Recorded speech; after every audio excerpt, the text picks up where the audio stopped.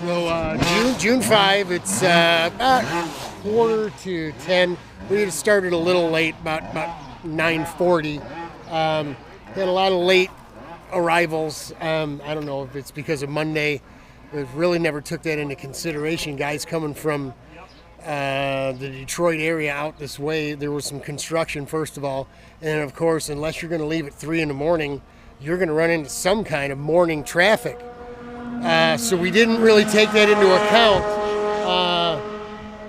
That's why I come out the night before, and I invited everybody to come out the night before. I get it; it doesn't work for everybody, but so we waited a bit. Then we had a good stout meeting this morning, and read a little scripture.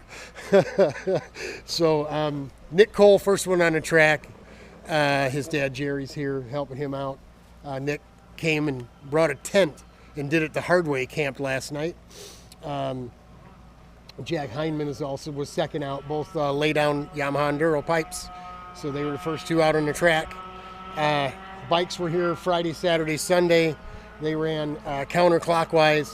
A few places out there as I was placing cones last night where they laid the bikes down and slid off the track. You see they gouged up the asphalt heading out off the outside of turn 2, off the outside of turn 1, coming again counterclockwise, and a few other places out there. So oiled the track down too. I guess that was on Friday. A Ducati split a gear case, blew the motor right all to pieces, and they kitty littered it up. You could still see the tan stuff on the black tarmac out there, but they said they ran over top of it for 2 days counterclockwise, didn't have an issue. So looks like it's okay right now.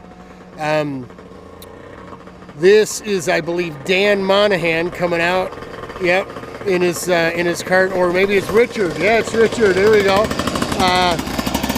They bought a DR chassis. Well, Richard's had the DR, I guess, with the KZ. Matt bought a cart from George. Gonna try not to cobble up your last name. Argris. Our buddy Georgie from Illinois. He came, no trailer, no cart, didn't intend to do any, but he sold a cart to one guy and he sold a motor to another guy, and he's here on a Monday to support the sale that he made and try to help these guys get the cart tuned in, motors tuned in and stuff. I don't know if you find that in bike racing. I don't know if you find that in car racing, but you'll find it in carts. Thanks to George for having the heart of a go-karter. But we'll bring you some more as the day goes on. We're just getting started. I brought my own little Yama Dog cart.